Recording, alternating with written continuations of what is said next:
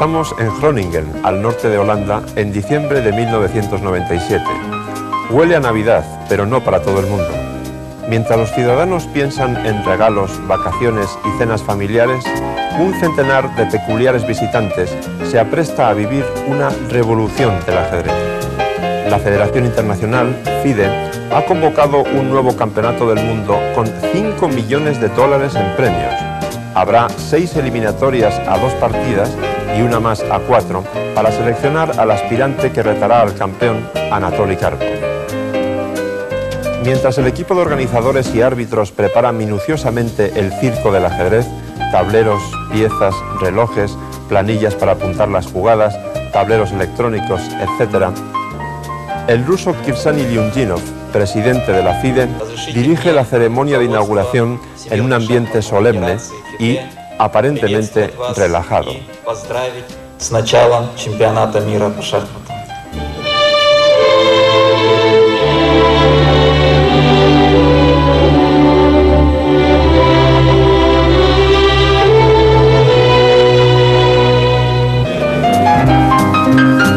Pero hay mucha tensión. Los ajedrecistas profesionales no están acostumbrados a jugarse su prestigio por tanto dinero. De los mejores del mundo solo faltan Garry Kasparov, en guerra con la FIDE, y Vladimir Kramnik, que protesta así por el privilegio de Karpov.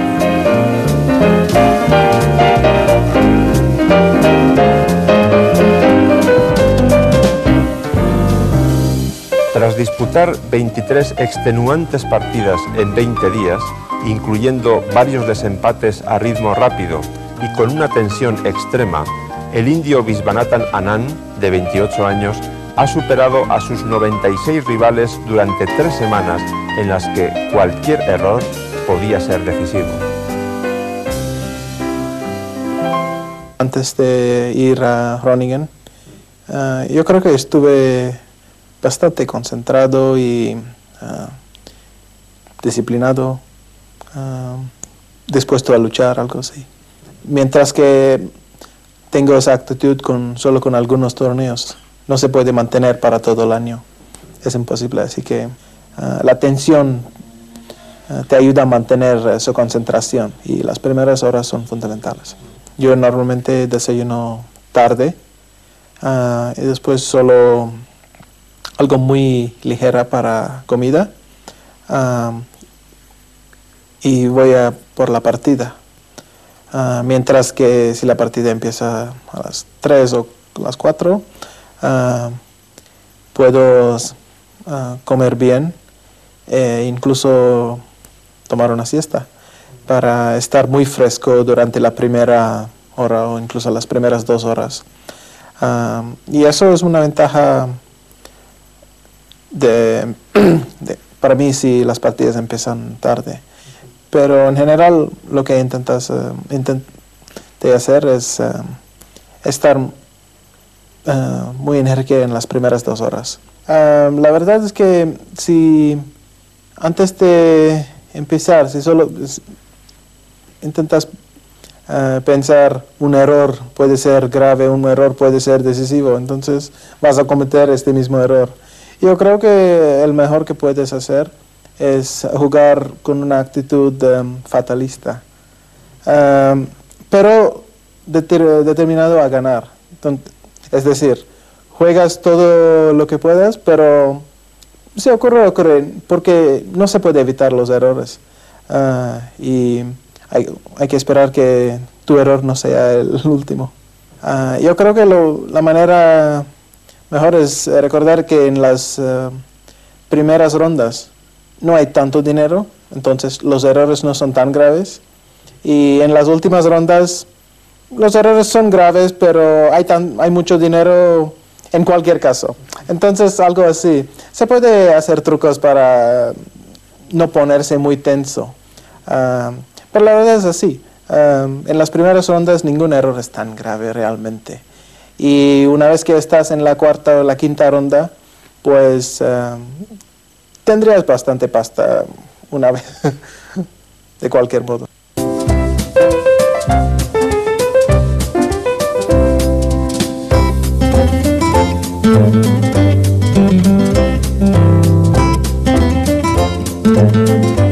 de entrar en materia, vamos a repasar brevemente los movimientos del alfil que figuran explicados con todo detalle en la parte escrita de esta obra. Recordemos que mueven en diagonal, cada bando tiene dos, uno circula por las 32 casillas blancas del tablero y el otro por las 32 negras. Su acción es mucho más potente cuando la posición está abierta, es decir, cuando tienen diagonales por las que puedan circular libremente. El mejor ejemplo de este popurrí de piezas que he puesto en el tablero sería este alfil de D5. Teniendo en cuenta que los peones negros avanzan hacia abajo, ese alfil desde D5 no solamente tiene amplios movimientos por todo el tablero, sino que además está controlando el avance de los 4 de esta cuña que hay aquí en el flanco de dama de las negras. Por lo tanto, eso sería un alfil fantástico. El caso contrario sería su colega blanco de casillas negras, que está aquí encerrado por sus propios peones y por lo tanto tiene muy poco valor desde el punto de vista dinámico ahora mismo. También hay que recordar que los alfiles, al igual que las otras piezas, capturan tomando la casilla de la pieza que han capturado. En este caso, aquel alfil negro que está en D7 tiene la opción de capturar esta torre. La jugada sería así: alfil por F5. Y este alfil que está en D5 puede capturar aquel caballo de B7 de la misma manera, es decir, ocupando la casilla de la pieza capturada. Una cosa que no deben olvidar, por último, es que les va a gustar mucho poseer la pareja de alfiles cuando la posición sea muy abierta. No lo olviden. Dos cuchillos que atraviesan el tablero.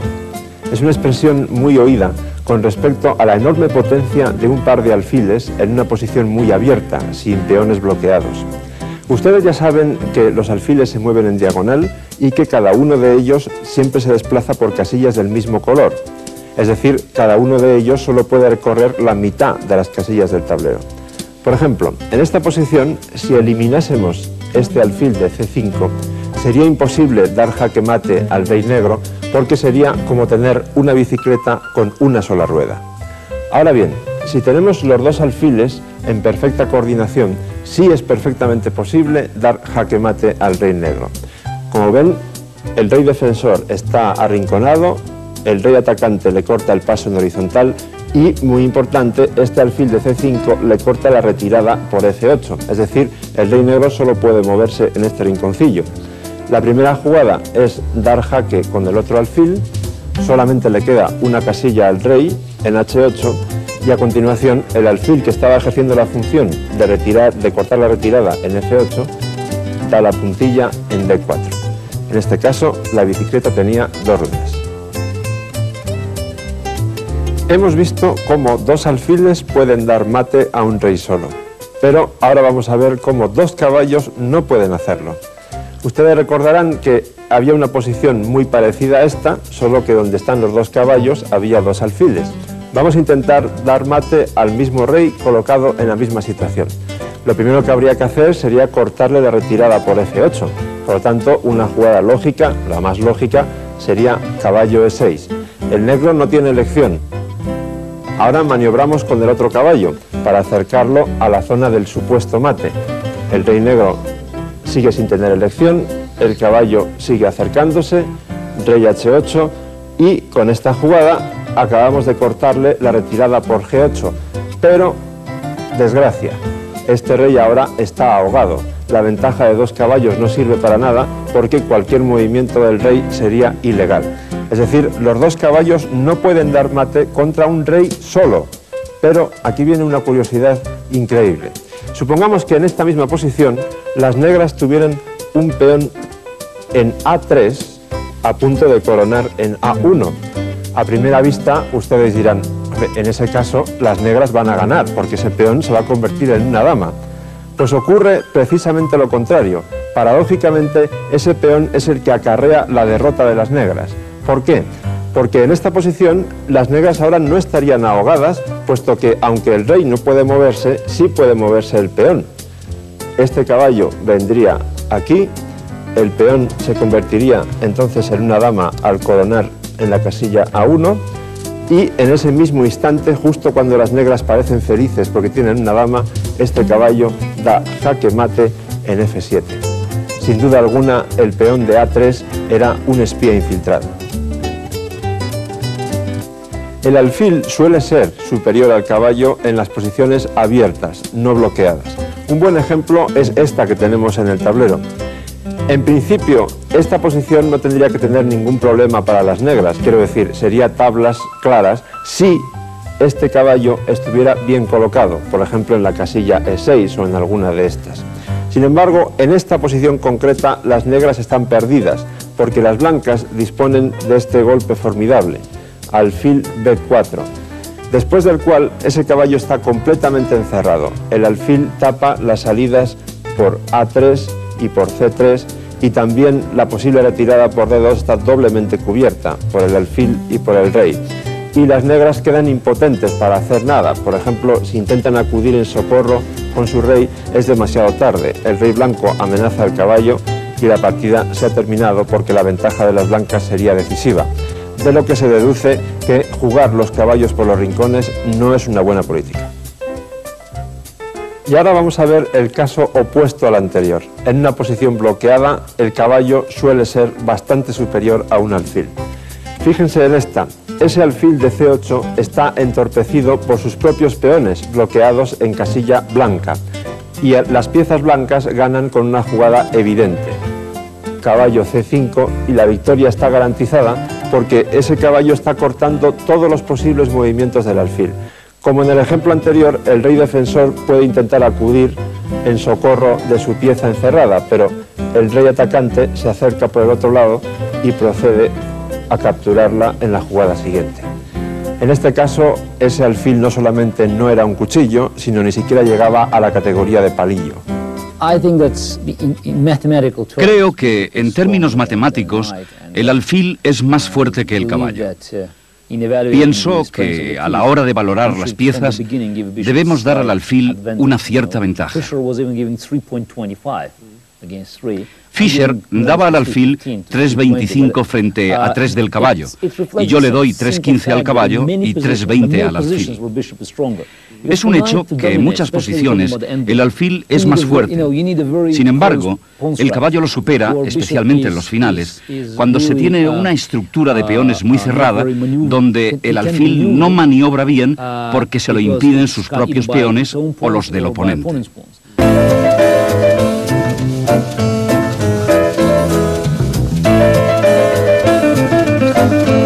Siguiendo con el tema estratégico de los peones doblados y de las contradicciones que a menudo implican, vamos a ver ahora el caso de dos peones doblados en una columna central. En principio constituyen una debilidad por sí mismos, porque no pueden ser apoyados por ningún otro peón. Sin embargo, controlan a menudo casillas muy importantes por el mero hecho de estar en el centro, lo cual les convierte en un factor muy positivo. Para ilustrar este tema, he seleccionado una partida que se disputó en una ciudad francesa llamada Le Havre en 1948 entre dos excampeones del mundo, el soviético Mikhail Botvinnik, que llevaba las piezas blancas, y el holandés Max Euwe. Como pueden ver, y aunque no haya damas en el tablero, la posición de las blancas es bastante temible, poderosa, sin duda alguna. Eso se debe a tres factores que son los básicos en la posición. El más importante es este par de cuchillos instalados en el flanco de dama apuntando hacia el enroque negro. Por otro lado, hay dos torres, una de ellas ya está en una columna semiabierta y la otra, como veremos, puede ocupar otra columna abierta enseguida. Y además tenemos los famosos peones doblados, que es el tema que nos ocupa hoy, aquí en las casillas E4 y E3, pero como ven, ejerciendo una actividad muy positiva porque controlan casillas muy importantes del centro del tablero. A las negras les gustaría mucho que la posición se simplificase, por ejemplo, que no hubiera torres, porque entonces en el final, lógicamente, la estructura de las negras, con los grupos de peones unidos en dos mitades, pues es mucho más favorable, más preferible que estos dos peones doblados en el centro de las blancas. Pero todavía no hemos llegado al final, cosa que Botvinnik va a aprovechar muy bien. La primera jugada, y recuerden, no hay damas en el tablero, pero fíjense qué fuerte es este movimiento. Torre de 1 amenaza nada menos que mate, quiero decir, amenaza torre por F7 y contra la respuesta lógica torre por F7, torre de 8 sería mate, porque la torre de F7 estaría clavada por el alfil de A2. Bien, es verdad que esa amenaza es fácil de parar. De hecho, EV se limitó a jugar caballo G6. La idea es muy simple. En la variante que acabo de mencionar, el caballo puede tapar el jaque en F8. Pero esto no ha hecho más que empezar, porque la siguiente jugada de Botvinnik también es muy incisiva. Juega torre D6, penetra con la torre por la columna que acaba de ocupar y ataca el peón débil en C6.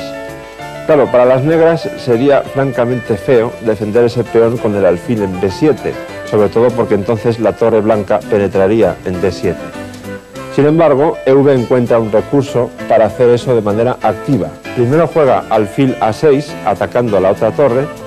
Botvinnik, en buena lógica, la mantiene en esta columna semiabierta, y ahora el alfil defiende al peón, pero por delante, cosa mucho más activa. Botvinnik evidentemente comprende que lo que debe hacer a toda costa es dar la máxima potencia a ese par de alfiles combinados con los famosos peones del centro blanco. E5. La idea es muy simple. Contra la jugada lógica, por ejemplo, torre de A a E8, seguiría E6 y después de F por E6, las blancas ocuparían la séptima fila con efectos decisivos, porque no hay forma de defender correctamente este peón de G7.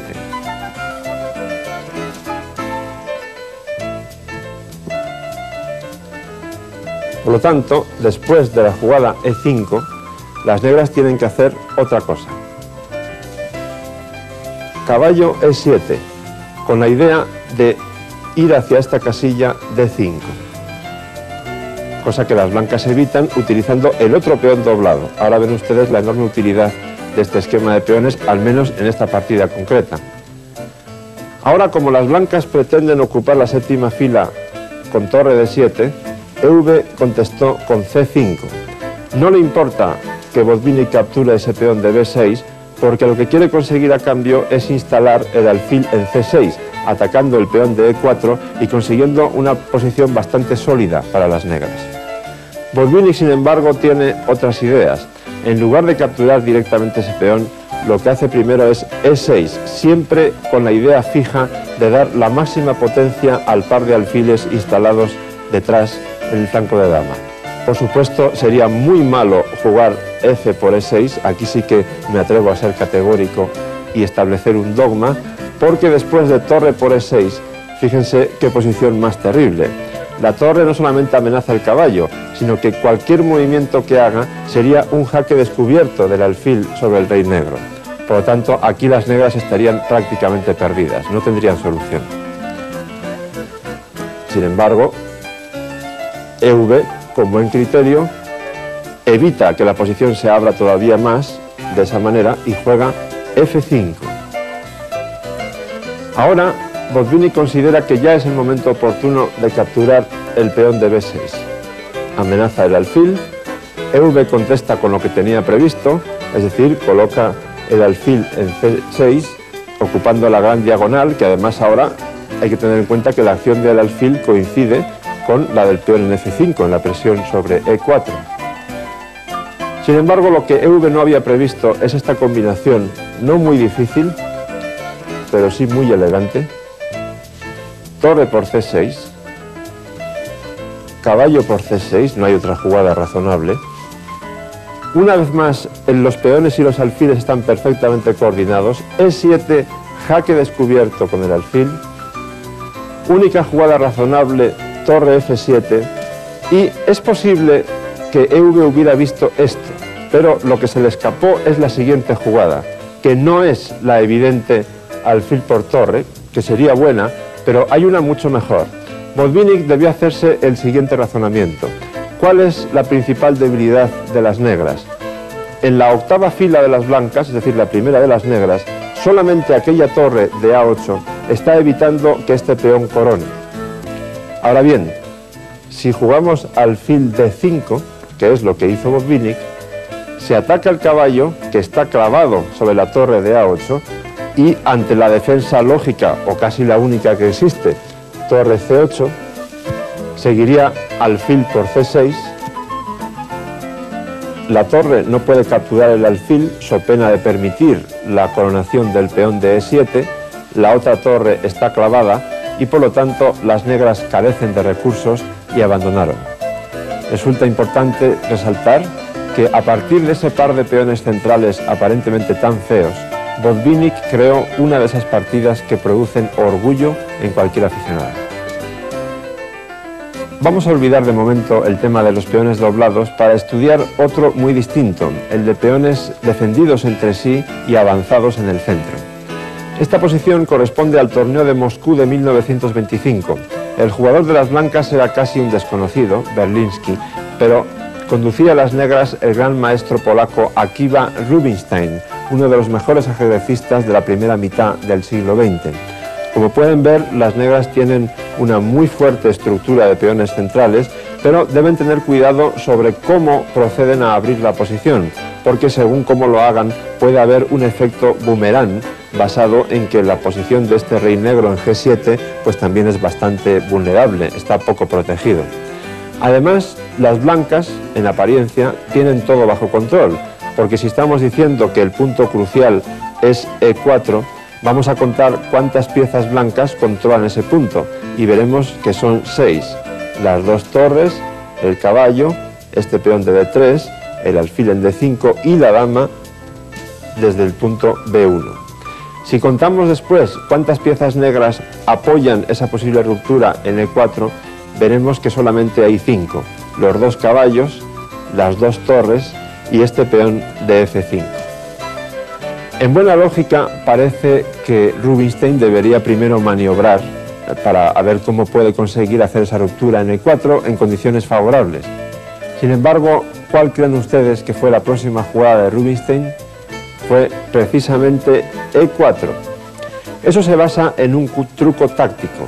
Si las blancas toman en E4 cuantas veces sean necesarias para conseguir un peón de ventaja, ahora seguirían con caballo E4, caballo por E4, alfil por E4, otra vez caballo por E4, se produce aquí una liquidación total hasta que llega un momento en que se ve con absoluta claridad dónde está todo el secreto de esta combinación tan larga.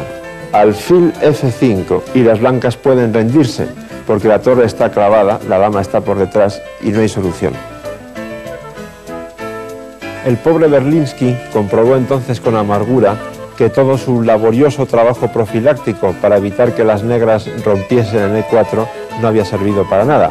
Pero bueno, la partida continuaba y había que encontrar alguna solución. Se le ocurrió, como mal menor, jugar dama A1 con la idea de presionar indirectamente sobre la diagonal que ocupa el rey negro en G7. Sin embargo, Rubinstein, ajeno a todo eso, siguió implacable con el avance de los peones. E3 ataca el caballo, tiene que moverse a F1 en este caso, y ahora otra jugada de mucha fuerza, porque para defender el peón de D4, Rubinstein juega caballo B3, que no solo defiende el peón, sino también ataca a la dama en A1. Las blancas no tienen mucha opción, juegan dama B2, y entonces nuevamente otro avance tremendo de los peones. Es realmente impresionante ver esta falange de los tres infantes negros en F4, E3 y D4 avanzando de manera inexorable. Ahora mismo se amenaza F3, que terminaría de arrasar por completo la defensa de las blancas. Así que Berlinski tomó aquí, G por F4, dama por F4, jaque, y unas jugadas más tarde las blancas abandonaron porque su posición era completamente desesperada. Si bien es cierto que los peones son en teoría una de las piezas más débiles del ajedrez, de hecho la más débil, no lo es menos que esta partida parece demostrar lo contrario.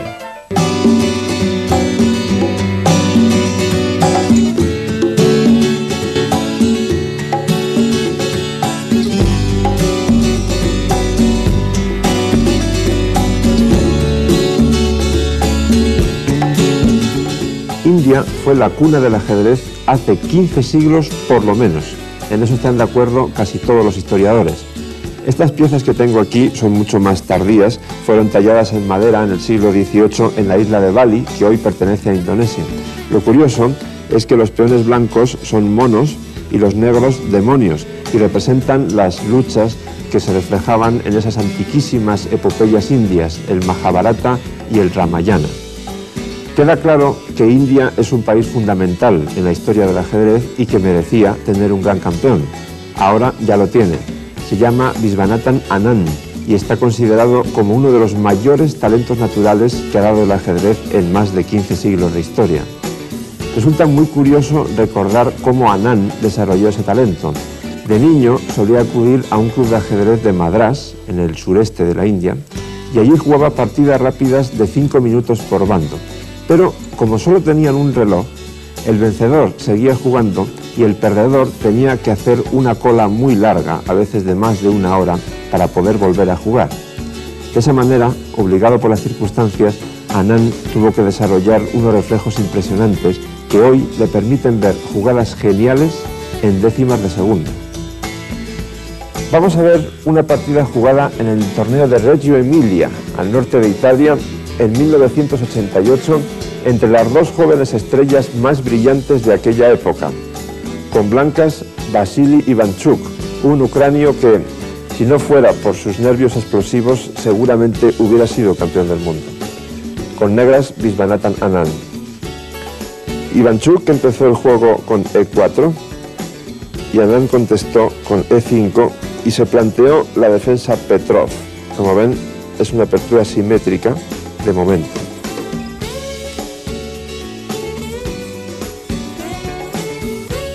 Caballo por E5. Las negras juegan D6, primero echan al caballo y después capturan a su vez el peón de E4. Las blancas ocupan el centro, las negras hacen lo propio, continúa el desarrollo normal de las piezas y las blancas se enrocan en corto. Estas primeras jugadas parecen indicar que la partida va a ser un poco aburrida por cómo se han desarrollado las piezas al principio, pero las dos jóvenes estrellas nos van a demostrar pronto que no tienen ninguna intención de ese tipo. Anand juega caballo C6, Ivanchuk pone la torre en la columna abierta, las negras juegan alfil G4, que amenazan indirectamente al peón de D4, las blancas lo defienden con C3, sigue F5 y ahora ya las blancas desvían su dama de la clavada en F3, la colocan en B3 y la partida empieza a animarse mucho. Las blancas por una parte están amenazando el peón de B7, también presionan sobre el peón de D5 y además a las negras no parece interesarles tomar en F3 porque entonces después de G por F3, a pesar de esos peones débiles doblados en la columna F, el caballo negro de E4 tendría que retirarse y se abriría aún más la columna abierta que ocupa la torre de E1. Por lo tanto, Anand opta por jugar dama D6. La idea es proteger el caballo de C6, de manera que después de dama por B7 seguiría torre de 8, abriendo todavía más las líneas. Ivanchuk juega entonces caballo F de 2. Y este es un momento importante de la partida porque es como una especie de sello que indica por dónde va a ir después la lucha. Las blancas amenazan, entre comillas, jugar F3 con un doble ataque al caballo o al alfil. Lógicamente las negras deberían retirar una de esas dos piezas, pero Anand ya ha demostrado con sus jugadas anteriores que tiene ganas de marcha y por lo tanto no tiene ninguna intención de ir con las piezas hacia atrás. Lo que hace es enrocarse en largo. Ivanchuk realiza el ataque doble y Anand responde con alfil H4, echando más leña al fuego y atacando la torre de E1, que lógicamente hay que mover. Y después de torre F1, Anand muestra sus verdaderas intenciones, si es que no estaban ya claras, jugando alfil H3. Como ven, la partida se complica muchísimo. Ahora, las negras tienen dos piezas amenazadas, pero las blancas no deben comerse ninguna de las dos porque sería muy peligroso, sería de hecho mortal. Por ejemplo, si F por el caballo de E4, seguiría simplemente dama G6, amenazando mate en G2, la única defensa razonable sería G3, pero entonces alfil por G3 y el ataque de las negras es terrible. Si por el contrario, volviendo a la posición de la partida en la que estábamos, las blancas optan por G por H3, es decir, por comerse el alfil. Entonces, nuevamente, dama G6 jaque, única jugada rey H1. Entonces, caballo F2 jaque, no hay más que torre por F2. Alfil por F2 se amenaza mate en G1. No hay más remedio que retroceder con la dama a D1 para evitar el mate. Y entonces torre de H a E8, una vez más se amenaza el jaque en E1, que sería mortal de necesidad. Por lo tanto, Ivánchuk no se come ninguna de esas dos piezas, sino que juega dama C2, con la idea, como de hecho ocurrió en la partida, de contestar a dama G6, amenazando el famoso mate que ya conocemos en G2, con caballo B3. Y ahora la dama defiende el punto G2. Como Anand, insisto, no tiene ninguna intención de ir con sus piezas hacia atrás, lo que hace es seguir añadiendo más piezas al ataque, en este caso con torre H, F8. Estoy seguro de que en este momento Ivánchuk volvió a considerar la posibilidad de capturar el caballo de E4, pero también estoy seguro de que no tardó más de unos segundos en descartar esa idea. Por simple intuición, sin calcular muchas variantes, porque enseguida se ve que después de F por E4, F por E4, se abren todavía más las líneas contra el debilitado enroque blanco.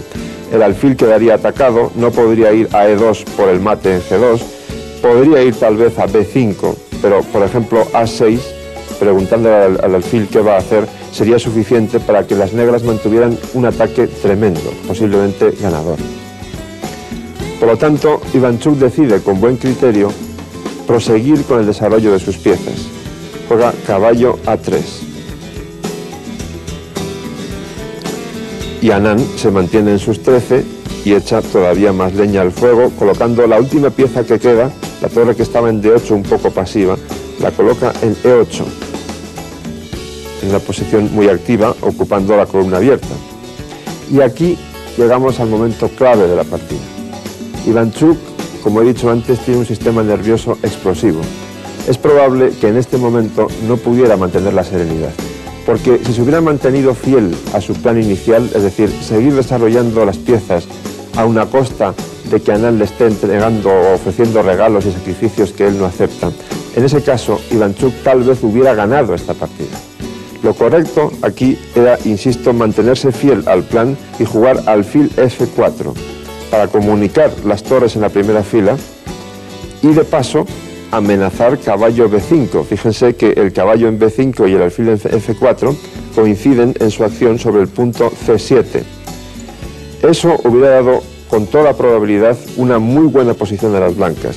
El ataque de las negras hubiera quedado neutralizado y Anand tendría que haber empezado a pensar en defenderse, cosa que además le gusta muy poco. Sin embargo, Ivánchuk pensó, bueno, si me está amenazando todo el rato el punto G2 y no puedo capturar el alfil porque el peón está clavado por la dama de G6, voy a retirar el rey a H1 y así amenazo tomar el alfil en H3. Hasta ahí el razonamiento parece correcto. El problema está en que ya todas las piezas negras están bien coordinadas para atacar y sobre todo en que la primera fila de las blancas está debilitada. Solamente está defendida por la torre de F1 y además, otro factor adicional, es que la dama está sobrecargada. Está al mismo tiempo defendiendo dos cosas. Por un lado, el peón de G2 para que no le den mate y también el alfil en D3. Y aquí viene el remate precioso de Viswanathan Anand. Caballo F2 jaque. Siguiendo con esa hipótesis de intentar pensar qué es lo que reflexionaba Ivánchuk en aquel momento, es probable que el jugador ucranio dijese, bueno, ¿y esto para qué sirve? Me como simplemente el caballo con la torre y si me da jaque en E1, puedo volver con la torre a F1, cubriendo el jaque mate, no hay ningún problema. Así que Ivánchuk tomó el caballo, cosa que por otra parte es obligatoria, porque si no, seguiría caballo por el alfil de D3 y mate en G2. Así que torre por F2, y ahora lo que Ivánchuk no esperaba era que Anand le entregase otra pieza en un aprovechamiento perfecto de esa debilidad en la primera fila de las blancas. Anand contestó alfil por G2 jaque, y ahora ya no hay solución. De hecho, Ivánchuk abandonó. Las blancas solo tienen dos respuestas. Una sería torre por G2 a lo que seguiría torre E1 jaque, aprovechando que ahora la casilla F1 solo está cubierta por el alfil. Y si alfil F1, torre por F1, torre G1, dama por G1 mate. La otra posibilidad es jugar rey G1, pero entonces también es mate forzado, empezando con torre E1 jaque,